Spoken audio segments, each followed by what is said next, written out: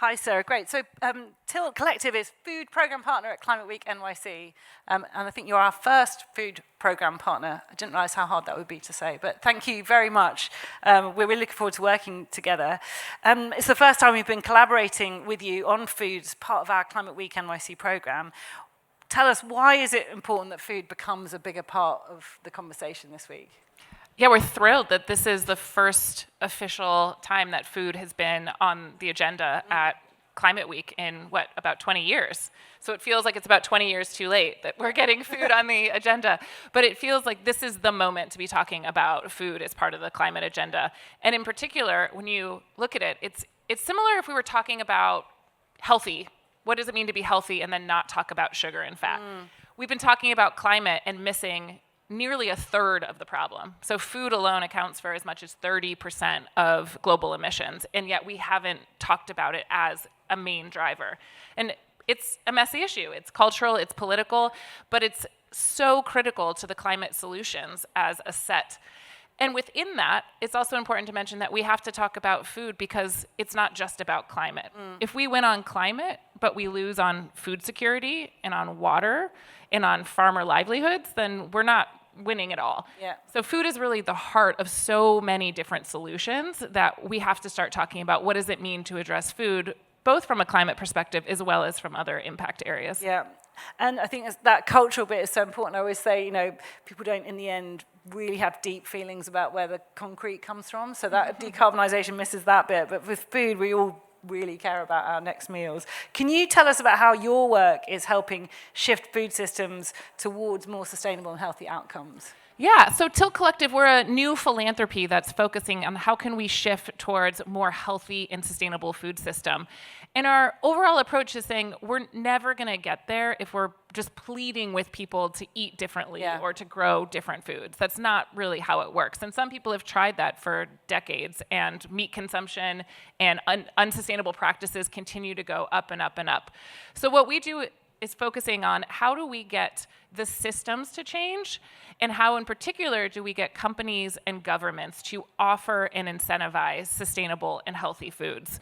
One of our main priorities is looking specifically at how can we look at more plant-rich foods, minimally processed whole foods being offered, compared to our food system now that's largely characterized by ultra-processed foods, over-reliance on animal proteins, and industrially produced commodities rather than wholesome foods for people to eat. What do you say to the philanthropy community here today about the need to increase funding for this topic? Absolutely. There is a dearth of funding going into food systems overall. So it's as much as 30% of the problem is getting 2% of the funding. But what we know is that philanthropic investment can be catalytic to opening up additional funding from public and private sources. So it can unlock up to 15 times as much public and private funding. So from a philanthropic perspective, this is the biggest opportunity. Yeah. We've done analysis that shows for every dollar invested in food systems, in particular advancing a sustainable and healthy food system, it unlocks 5 times the emissions mitigation than if you put that same dollar into renewable energy. Which is wild, because renewable energy is taken for granted. We all look at this and say, yes, we should be investing in renewable energy. That is something that's been mainstreamed in the climate movement for over a decade. But we don't think about food in the same way, as being this outsized opportunity. The other thing that philanthropy can do is just talk about food more. How do we change the discourse of food is something we have to do, rather than being alarmed that it's messy, it's cultural, it's political? Yeah, we always talk about the hard-to-abate sectors, and we've definitely sort of left food till last, I think, within that kind of climate conversation. Yeah. And so far, the big players in the private sector have yet to deliver returns on plant-based proteins. Why is that, and what message do you have to the private sector on how they can capitalize this growing interest in plant-rich diets? Yeah, it's an interesting question, because we have seen on the production side companies struggle to make profit off of novel alternative proteins. But what we're starting to see is actually on the demand side, this is incredibly profitable. So a great example is if we look at Lidl, which is a major supermarket in Europe, they committed to scale their plant-based sales by 400%. They committed to this, and then they blew past it and increased their sales by 700% because they found that it was profitable to offer healthy, minimally processed, plant-based options.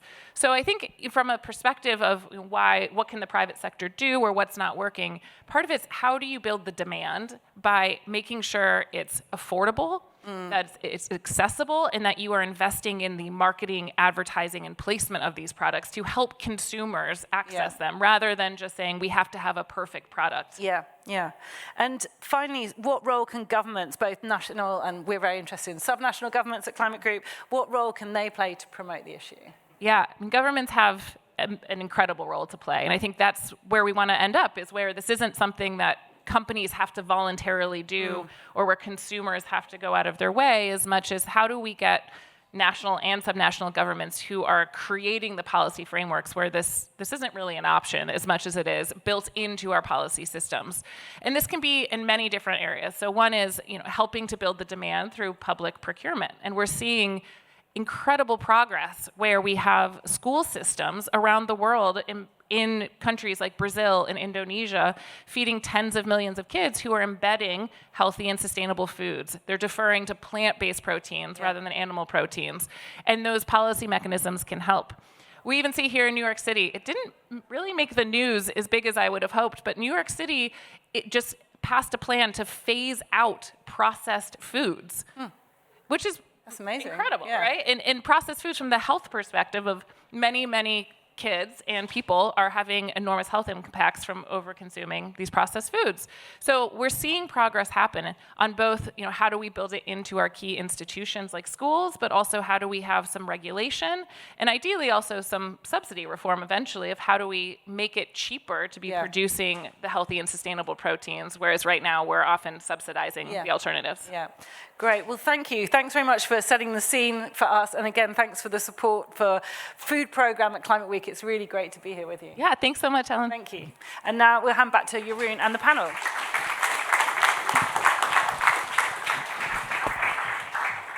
Yeah, thank you, Sarah. Thank you, Helen. And we're now going into the panel, and we'll continue with a panel moderated by Stacey Pyatt, Program Manager Proteins for Life at the Wageningen University and Research from the Netherlands. Stacey will discuss protein diversification with the panel, and you'll introduce the panel and the topic yourself. So the floor is yours. Thanks. Thank you, Jeroen, and welcome everybody to this session. Also add my voice to the celebration of the fact that food is a topic. There's a great panel. I'm so excited to speak with them. Fiona Benny, Managing Director, Innovation, Sustainability, and Future of Food at Accenture. Jens Tauder, Germany Director for Tilt Collective. Daniela Vega, Senior Vice President of Ahold Delhaize. And Yasmine DeBow, Global CEO of ProVeg International. Please help me welcome the panel. Thank you all for being here.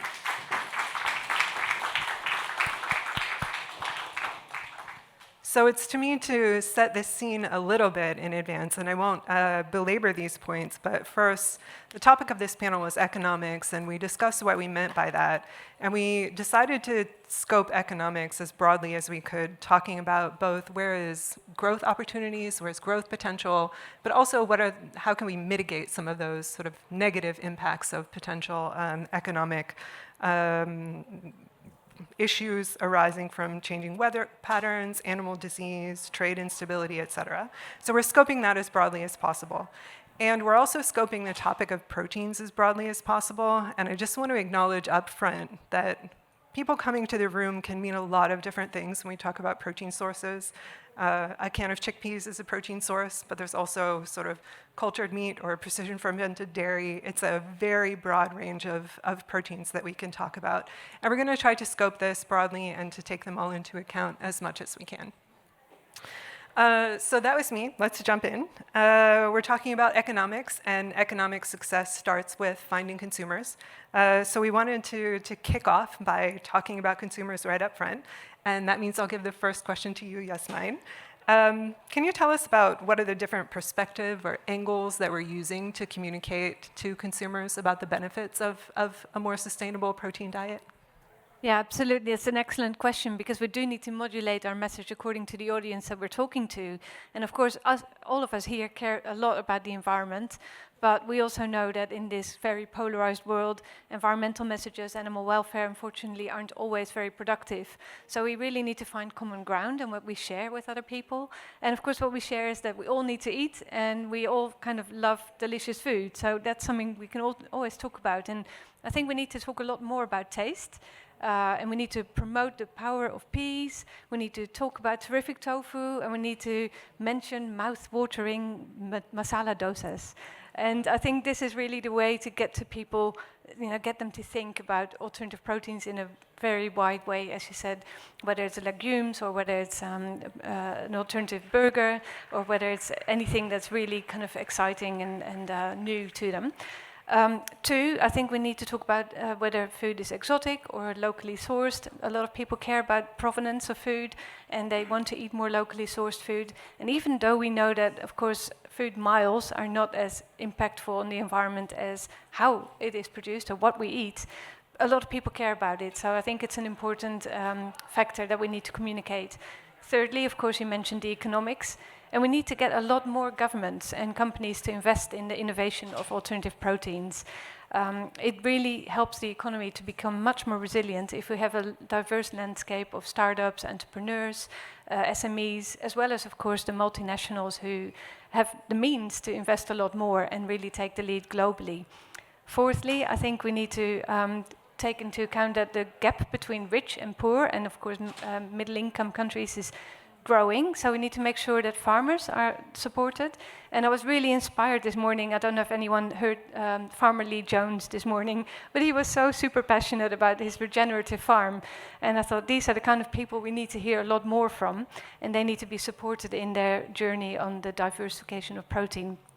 Of course, consumers also need access to affordable and appealing foods, and that's something that we've done a lot of studies, we've helped at a lot. And then finally, and this is personal, but I think wealth equals health. And to celebrate my 50th birthday last month, I challenged myself to do an ultramarathon without no training, pretty much. No hill training, which was a bad idea. And it was really tough, but I powered on to kind of stay with the theme. And I did it, and I totally attribute my success to my plant-based diet, not my training plan. We need more influencers like you posting about their marathons and their plant-based diets. That's fantastic. Thank you. And you covered a lot about how you communicate with different stakeholders. And I think that's very important, sort of tailoring our messages. And Fiona, I wanted to go over to you. At Accenture, you're, of course, talking with a different group of stakeholders. And I'm interested to hear from you. What is the most effective angle or framing that you're noticing is resonating in this domain? Yeah, thank you. So Yasmin is absolutely right. Taste is a non-negotiable. I think we might have fallen foul in the past of positioning plant-based and alternative proteins as a sustainable option, potentially with a little bit of additional cost. And I think we know now that really, really doesn't work. So taste is the number one. Price comes very quickly after that. Accessibility is super important. Then health. For most people, rightly or wrongly, sustainability is not right up there in the sort of 1, 2, 3, and 4 things that they're thinking about. On average, consumers spend about 7 seconds deciding whether to buy a product or not, having a quick look on pack, seeing what the deal is. So it's a very short amount of time, so we have to get taste, we have to lead with those benefits. Health is becoming increasingly a really big benefit that consumers are looking for as nutrition is coming much more into the fore, and nutrition regulation is obviously pushing own brand retailers and the producers to get much more nutrient-dense foods into their portfolios. The other one is the clarity and simplicity of message. So there is, to state the obvious, a lot of information out there for consumers. There's certifications, there's standards, there's so many different ways of describing the same thing. We did some research with the Good Food Institute a year or so ago around nomenclature for bioidentical dairy and eggs, so that's the precision fermented products you mentioned earlier. And it just comes down to really simple terms like animal-free. or identical to what's in eggs and milk, but without the animals. So we can't be using the scientific terms like cultivated meat or precision fermented, definitely not. Even mycoprotein is a bit of a leap. Consumers like something that's familiar, something they can hold on to. So some examples, for example, Wild Type, who make delicious cultivated salmon, talk about real salmon with authentic texture, omega-3 content, no antibiotics, no microplastics. And it just makes it super clear. Simplicity Foods, one of my favorite startups in the UK, they use fermented vegetables, and they just say made from beetroot, mushrooms, and onions. And that's it. Super, super simple. So we shouldn't overcomplicate things. And the familiarity point is super important. The last one, transparency is really important. To be authentic is really important about what's in the ingredients, but you don't want to take it too far. I don't think consumers want to feel they need a PhD in science or biotechnology to understand what's in the food. So again, just be authentic, but don't go so far in telling the story that you end up turning them away, especially when it comes to novel proteins. I do have a PhD and it's still hard. Oh, there we go. Case in point. Daniela, you're here from a major retailer, from Ahold Delhaize. So I want to hear about how it's working out in practice. So in between the theory of what we should be communicating and how we could be positioning things and what you're running up against on a day-to-day basis, can you walk us through that?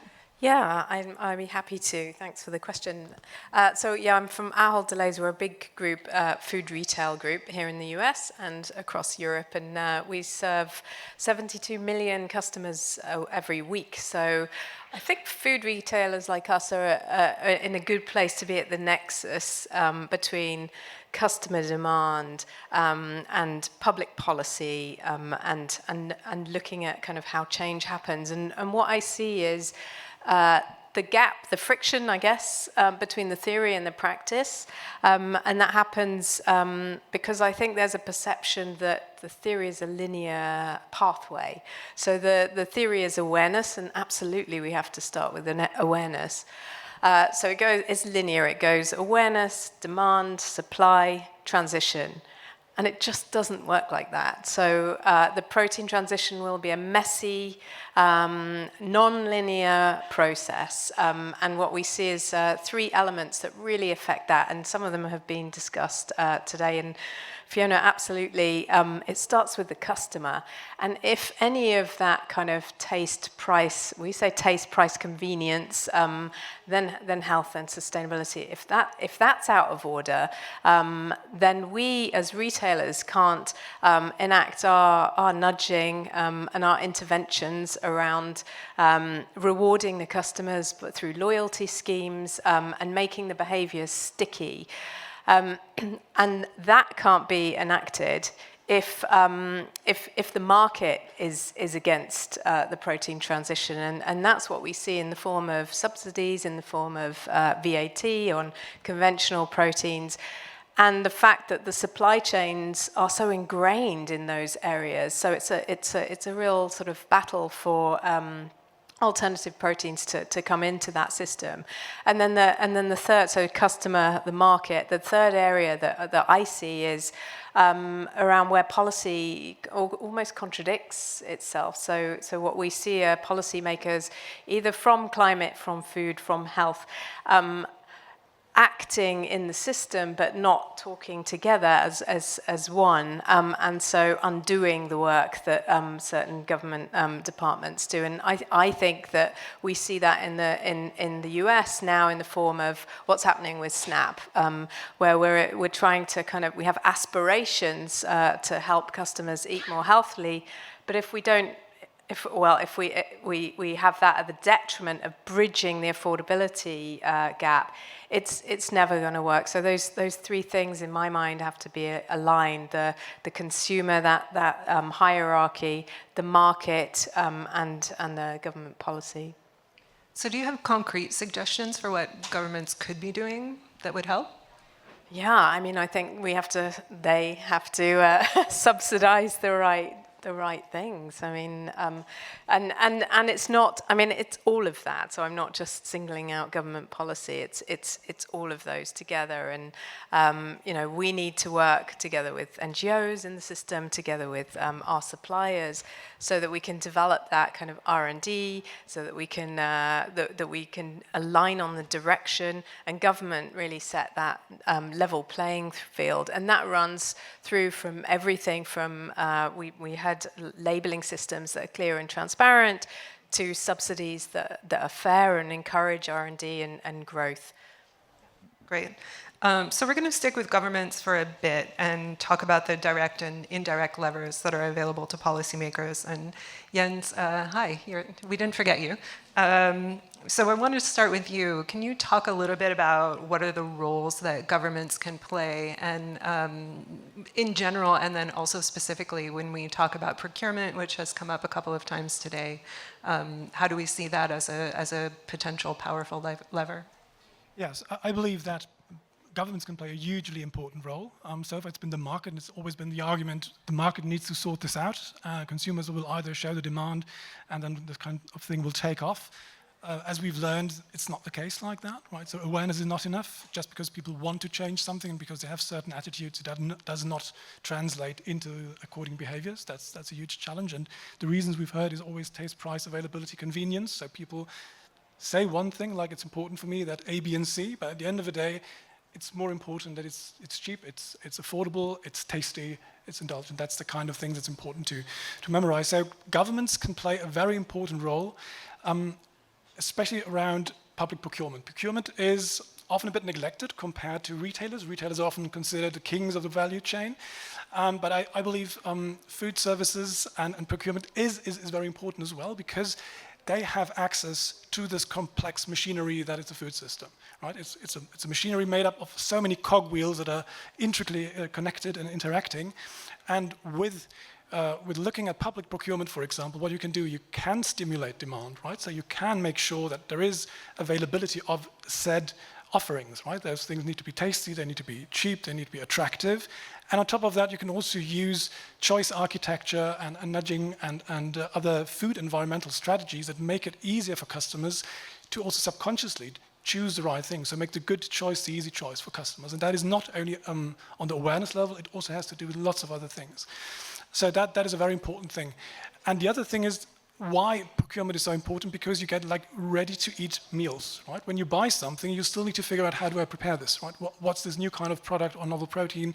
People might make mistakes in the process and then get put off by that. So there's a huge opportunity in procurement if you do it right. If you do it wrong, then it's obviously not helpful, because people have a category killer effect.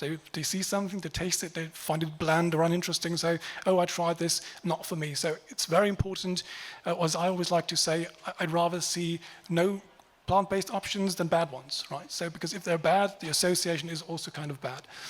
So besides the demand, you can also stimulate supply, right? So because you have control over what ends up on the plates in public institutions, right? So you can meet your own sustainability and health requirements. You can influence producers, companies and others to provide the kind of things you want to see on the plates. That's another huge lever. And of course, that has a spillover effect to other food services. In Germany, for example, food service companies cater to both public and private institutions. A third thing that is super important that public procurement can utilize to translate their efforts into reality is purchasing guarantees for farmers. That's something we haven't talked about at all. And experience in Germany has been, when farmers are left out of the conversation, there's a problem, because they get angry and they get afraid that they're going to be put out of business. They sometimes believe the food of the future comes from a bioreactor in a big city run by hipsters, and they are no longer needed.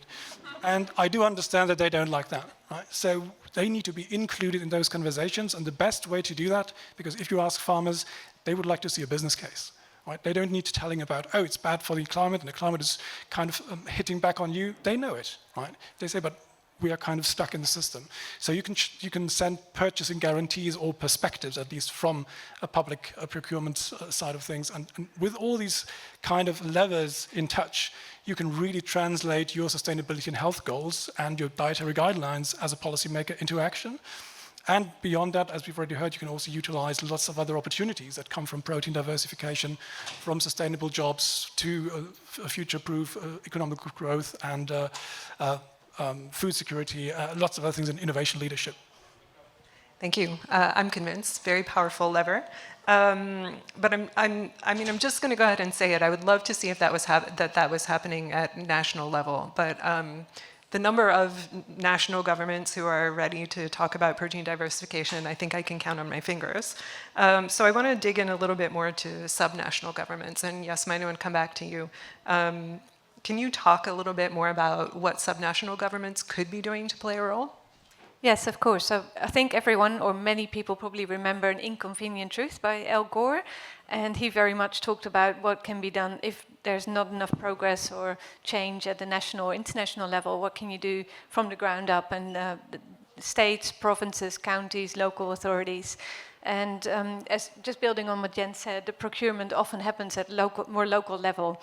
And for example, in the UK, we work as Proveg with all the school caterers, and I think we're working with around half of the schools in the UK to include more plant-based options.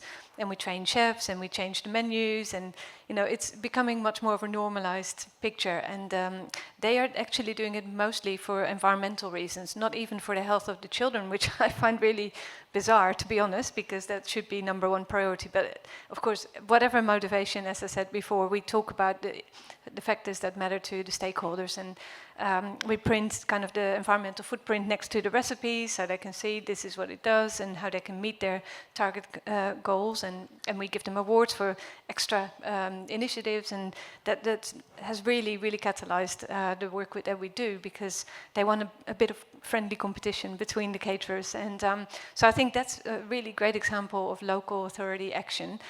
We've also seen various councils around the world setting certain policies that they can invest in. And of course, states can also invest in their own climate goals or whatever initiatives, or as I said before, investment in innovation. And I think there's a really great potential for subnational governments to kind of get involved and show that it's possible on the ground. Public procurement is the number one, but also research and development, other areas could also be done more at a local level. And can you comment on whether that approach is only suitable in the global north, or are there different strategies required to help support the movement in the global south? Yeah, I know that the climate group is also working with states in Brazil and in India. We also have offices there, and we also work with people on kind of a local scale. You need to sometimes have a proof of concept that works locally, and then you can scale it up. But that's really important, because one state can really kind of show the way and then inspire others to take action as well. So I think there's a really good opportunity for those countries to develop their own strategies that are relevant to the kind of context and the cultural background and the foods that people eat there. So I think there's a lot of opportunity in the global south as well. Thanks. And Fiona, you're engaged in the startup world, and I wanted to talk with you a little bit about how can governments support and collaborate with startups and also corporates in this domain? Yeah, it's a really important collaboration, and it's hard to speak on a panel at Climate Week and not mention collaboration, which obviously comes up time and time again, because we need innovation in the system, and you can't innovate without collaborating. Even the most sophisticated R&D teams in the biggest food companies globally still need outside in. They still need to work alongside and co-develop with some of the brilliant startups and innovations that are coming out of academia and research institutions, for example. I think the role that government has to play in regulation, in particular in the novel food space, is really critical. Fundamentally, what they can do if they intervene at a regulatory point is build confidence, and we really need confidence in the ecosystem so that investment can flow and we can accelerate adoption of novel proteins and integrate them into food portfolios. A really nice example I've been digging into a little bit more recently is in the UK. They've launched a cell-cultivated products sandbox, and that's effectively where they bring regulators, corporates, and the innovators in one room to have a really healthy conversation about cell-cultivated in terms of the technology, the kinds of products, whether it's cell-cultivated fats and lipids, fish, meat that are coming out, and the role that they might play in diversifying proteins in the UK in this case. It's a safe space. It means that when the regulation pathway comes out, it's going to be way better informed. It means that the innovators who are putting together dossiers to apply for regulation for their products can go in with much more confidence. They know what data they need to provide. They know how to position their product and their ingredients.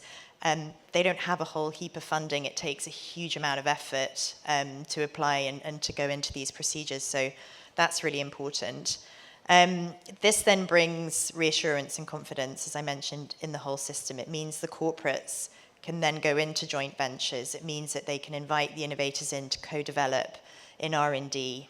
And that doesn't necessarily have to be a financial exchange, but they need to be working together in the R&D labs of Mondelez, of Nestlé, of Danone, of all these companies, so that we can understand where these ingredients can fit, where they can potentially substitute ingredients that have very high greenhouse gases, so animal proteins, obviously a good case in point. But otherwise, we're in a chicken and egg situation. Excuse the pun. And lastly, in terms of investment flows, so whether it's from VCs like IndieBio, Synthesis Capital, there are brilliant food-focused venture capital companies working in this space, doing a great job incubating and supporting these startups. They need the confidence to invest in them. Corporate ventures, the same, but corporate institutional banking is now starting to look at the role that they play in terms of financing the protein transition in the UK and beyond. And it just means that everything can start to move in the right direction, because if it's regulated and the signals are there, then we know the market can then open up, and we need to work on the consumer side to generate demand. Yeah, coming from Europe, I can recognize that regulatory, as long as it's such an unknown path, it's a massive question mark. It's just really putting the brakes on innovation and investment. And in fact, this is a really interesting point, because the EU novel foods process at the moment takes about 5 years for cell cultivated. In the UK, they're aiming to reduce that to 2.5 years through this sandbox. And that's a huge, huge difference. And also from an economic point of view, the UK's really, really looking at this from a local economy potential. So, it could be the hothouse in Europe for cell-cultivated, precision-fermented products for manufacturing and, building employment and a whole new sector, which is super exciting. I wanted to stick with you for the next question, but I'll ask you to answer this one quickly. I'm also getting nervous about the clock. But if we look at partnerships more broadly, what would you say is the single most important partnership? I mean, I hope for this panel to not stick in the generic of saying, yeah, we need collaboration, but can we get granular? What's really needed? Okay, so 2 good examples. One is MISTA, set up by Givaudan. So it's a lab in San Francisco, and they do hackathons, but they effectively bring together different actors in the industry. For me, we need more versions of this, and I hear there's one coming in London, not a MISTA, but a version of. Likewise, the sustainable protein centres that have been set up by the Bezos Earth Fund, there are now 3 of them globally. One is in Imperial. They are collaborating with corporates, with startups. But in the value chain, we need the Ahold Delhaize's to be collaborating with the Nestlés. So we've got own brand, we've got branded goods, we've got a whole kind of industry moving together. We need the Cargills and the ADMs involved as well. So that cross-value chain collaboration is still, there's a little bit of it. There's a nice example in Switzerland that has Bühler, Migros, and Givaudan, the cultivated hub. But we need more of those to come up, because they're really finding success and starting to accelerate. Okay, Daniela, we've heard you're supposed to be collaborating with Nestlé, I think. I'm sure you are. Thanks for that. I would say, two important collaborations for retail. So there's a really clear economic case for private brand innovation. And so in retailers like Ahold Delhaize, a lot of the focus is on private brand development because it's easier for us. We're more in control, we can reformulate, we can, our Dutch brand Albert Heijn introduced a plant-based range, 250 products. We're introducing hybrid products to really, which really tick our climate boxes, much lower carbon impact and our health targets as well. We can set targets, so all of our European brands have a target to get to 50-50 plant-based, animal-based protein ratio by 2030. So it's much more in our control, and what I see is the markets that we work across, so the Dutch market is the most mature by far, and we can take the learnings from that market into other markets. And what we've seen with a brand like Albert Heijn in the Netherlands is that they set in 2022 a protein ratio split of 65% plant-based by 2030. And then what we saw is more retailers take on that, and then the Dutch government included a protein ratio split in their national protein strategy, and I think that's a great example. Other markets, Eastern Europe, for example, are not quite there yet. So I do think that that's where we could be collaborating much more with our national brands. At the moment, that collaboration is around roadmaps, it's around sharing consumer insight, and yeah, it needs to move on from there, but it comes back to the other factors that I mentioned around market and around policy that will enable that. And I would say there's another really important collaboration, which is retailers and NGOs. I mean, without NGOs, we wouldn't be where we are on the protein journey. And we're working with NGOs. We rely on NGOs to set the bar, really. So to set the bar where it should be, and then we work out what's possible and where we can bring the markets on the journey.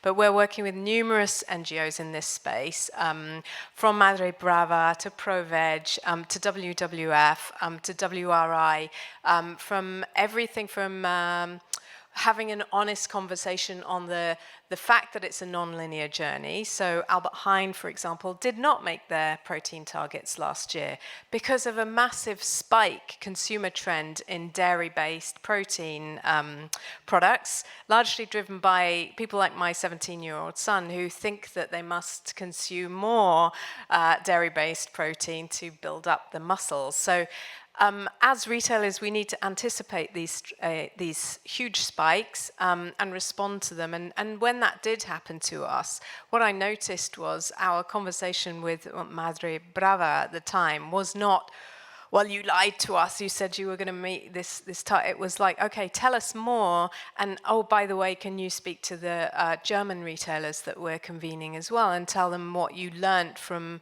not reaching your target and how you're going to respond to that and mitigate. And so I think that NGO retailer partnership can't be underestimated as well. I think you'll get a lot of support in the room for that. Yeah, and for some reason the internet thinks that we need more protein. I disagree with the internet on a lot of things, including that. Yep. I've understood that our timer is not correctly working, so we have a little bit more time. And I'm happy that we're going to go into some success stories, and then I'm going to, I think, because we have time, ask you for a rapid fire last word from everybody. But let's go into the success stories. So Jens, you've been seeing traction in Germany. You published a report on the economic benefits of protein diversification, and I'm really interested in that positioning, how it's resonating and why. Yeah, that's a very good point. I think it's one of the biggest learnings of the last 10 to 15 years. So sustainability and health in and by themselves will not really change the game. You need those socioeconomic benefits. And there is more and more very interesting research coming out at the moment trying to do exactly that. So what kind of jobs are we looking at? What kind of added value to the economy? What kind of innovation advantages and lots of other things? That changes the conversation massively. So that's what we can see because we can reach a broader audience. And I think that is another thing that's extremely important, to broaden the tent. In the first phase, it was a very small group of people thinking about this, but kind of transforming and diversifying the food system requires a broad tent and everyone's buy-in, right? This cannot be dictated from a small group. So we need to also broaden the arguments we use, and we need to broaden the consumer base we are addressing, and we need to broaden the decision makers and their needs. And as Daniela just said, we're all in a learning curve together here, right? This is not something that anyone has figured out yet, but it's very important that we collaborate, learn, improve as we go. And I think that's where philanthropy, civil society, industry, and policymakers can work together much more to be more impactful. Yeah, and we're seeing, I mean, economics and food autonomy, these are the ones that are really resonating with policymakers right now, coming back to some of those narratives you called out in the beginning, Yasmijn. Yasmijn, also a success story. I will say from the Netherlands, we were super happy when the Dutch national protein strategy mentioned a plant-animal ratio, but a bit sort of sad that we're happy for our friends in Denmark who have sort of taken the charge of being the world leaders in moving to plant-based. What were the keys to that success in Denmark? Yeah, so just a disclaimer, I wasn't involved in the Denmark case. Rune Christopher Dragsdahl, who's here somewhere this week, if anyone has questions, ask him. But I think what he did with his colleagues and fellow organizations is bring everyone together. And that includes the farmers, everyone across the political spectrum, the retailers. All the stakeholders were sitting around the table and they had to compromise. And it's kind of a Nordic thing, I think, maybe also a bit in the Netherlands, where it's called the polder model, where we get together and we talk about difficult challenges, but we actually are willing to compromise and we don't just go in black and white, and if you don't get your way, then that's it. So I think that's a really beautiful example of how coming together works in practice. And they came up with a national plan and with a fund and with grants for initiatives that could actually achieve that plan. It was everyone's business and everyone was responsible for implementing it. But even there, they're not quite completely there yet. And for example, one of the areas that was a bit missed out was healthcare. And so recently we applied for a grant, and we actually, from an EU institution, so we are working on replicating this model in other countries like Czechia, in Portugal, and the Danish partners are also focusing on the healthcare professionals, so that we really kind of close the circle with all the different stakeholders that have something to do with plant-based implementation, innovation, adoption, acceleration. And I think that's really a great example of how that can work. And as you said, we have a plan in the Netherlands. There's some early discussions in Czechia and Portugal. Portugal actually made it an explicit goal. So I think that's going to be the next country where that will be fully developed, I think. So yeah, there's a really great opportunity, I think, for countries to look at smaller nations where people get together. And don't get me wrong, it was difficult in Denmark because it's a hugely, it's hugely dependent on animal farming for export. So it's not like, oh, they didn't actually have any farmed animals and it was easy. And the same was true in the Netherlands, a lot of nitrogen issues, so they had to do something. But the problem there was that the farmers were not really brought into the conversation enough, I think, and that you had all the pushback and everything. So that's why I think with other countries, you have to have this broad spectrum of stakeholders together and get them involved early on. Thank you. Yeah, that's come up a couple of times. And just a shout out, tomorrow I'm also moderating a panel at the Till Collective Food Day where Rune Christopher will be one of the panelists. So we'll hear more about the Denmark example tomorrow. Because our timer wasn't working, but we do have some extra time, I'm going to throw out I'm sorry, you have? I have a question. Oh, okay. Let's take a question. You have a burning question. I'm an economist. So ultimately, economics is what drives everything, right? So, Kodak and Blockbuster didn't go out of business just out of their free will, right? So when economics drives, if you can decrease 99% down the cost of milk or protein, and then, there's stores where you can go, ice cream stores, where you can go and order any dessert flavor, and they'll custom make it for you. So I envision a day when there'll be protein stores where you can custom order any shark meat, any whale meat, and they'll make it for you. Okay, I'm gonna. I'm going to translate your question and leave out the wild chart me part to how do we get to a place where economics drive a change in the proteins that we're consuming? Yeah, I got that part. Fiona, do you dare to take the first shot at this? Or, I mean, other volunteers welcome. Delighted to. I think, so if I go back to the UK as an example, I've been working very closely with some colleagues and with the Corporate Investment Bank to look at what a new food economy can look like for the UK.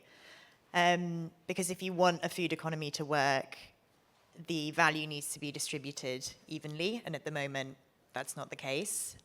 Farmers are not having a great time. Being a dairy farmer in the UK and elsewhere, it's not really a fantastic situation at the moment. It's really tough, it's really hard. There are so many different inequalities. There are so many different reasons why the food system, not just globally, but in different countries, is not working. So we're exporting too much, we're importing too much.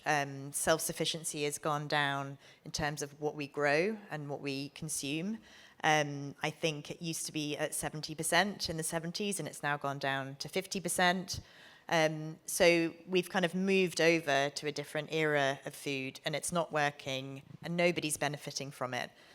We also have a really significant public health crisis in the UK. So childhood obesity has risen by 50% in the last 15 years.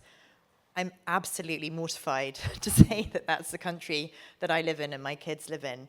In France, childhood obesity has gone down. They've taken certain measures around school foods, around education for kids, and I'm sure, no doubt, other things that perhaps are cultural. But it's not okay. We're failing our kids. Like, the food economy is not working from a societal point of view, and it's not working from an economic point of view either. So there are too many losers, and no doubt some winners in the system somewhere. I think the main point for me, last note, is that the alternative protein, plant-based or novel protein, it has to become mainstream. And this is the sticking point, is it's still relatively niche. It's still being marketed to the vegans, the lactose intolerant, those with allergens. And we need to get out of the cycle of communicating to a very niche audience who are fantastic and trailblazers, but we need everyday Joe Blogs, as we say in the UK, to be buying oat milk, to be buying and diversifying the meat that they're eating. They can eat some meat and then some can be plant-based. It's crazy to think that people are going to be either or and they're going to only follow a plant-based diet. The reality is most people are flexitarians. I'm gonna move us on, but you're welcome to come up to Fiona after the panel. But I just want to finish with a rapid fire question, which is new for all of you, and ask you, what's your top priority for the coming year? What's the one thing you really want to achieve that's going to help take us further? And Daniela, if you don't mind, if we start with you. Thank you. My one priority in this space, I think, we've baselined our protein split across all of our European brands. So our Dutch brands and our Belgian brand are doing quite well in that space. Our Eastern European brands, not quite so well. And so we have to address our customers where they are. And so that means making the business case for those plant-based protein categories. It's already there in nascence. Like fresh category is like the fastest growing category. The price of beef is rising very sharply. So these cases are already there, and I think my priority would be to support our brands to understand their customers and to really see the economic case and to integrate it into their commercial business planning. Great, perfect, thank you. Yes, mine? It's a difficult question. I think we need to use the good use cases that we already have to further influence policy at subnational and national level. And this is what we're trying to do across various European countries. But as I mentioned before, the Global South, we need to not neglect that animal consumption is rising. So the case there is very much about reducing the growth and slowing the growth. And I think that requires a very different narrative and different approach. And we have a dual function to do both. In the Global North, we have the moral obligation to do more and faster. And in the Global South, we need to help farmers and people to kind of transition slowly and not kind of go into more animal consumption, because that's disastrous for people, animals, and the planet. Yeah, couldn't agree more. Thank you. Jens. My goal would be to reduce the risks of food becoming a cultural item. I think it's very important that food brings people together at the common table rather than divides them about identities and preferences. And the other big thing would be to investigate the opportunities around value chain approaches. So really integrating the players in a specific region or geography and identifying how they need to work together to see the benefits that this brings for everyone. That's one of the things that is still a bit piecemeal so far, and I think bringing those things together is something that I believe is very impactful potentially. Yeah, also couldn't agree more. Fiona, last word? So what I want to focus on is helping to reinvent innovation processes within food companies. They need to be more agile, they need to be faster, more open to outside in, more connected to innovators in the whole ecosystem, and they need to be using AI to speed up R&D to market. We shouldn't have like a 2 to 3 year lag for reformulating products. We need to work much more quickly and also be less incremental. So reducing sodium, reducing sugar, creating new versions of what already exists isn't going to cut it. It's not enough. We need to have much more substantive innovation so that portfolios really become nutrient dense and sustainable at the same time. And I dare say if we don't choose to change, the change will be forced upon us. So it's time Indeed. to choose to change. Thank you all so much, and thank you all for joining.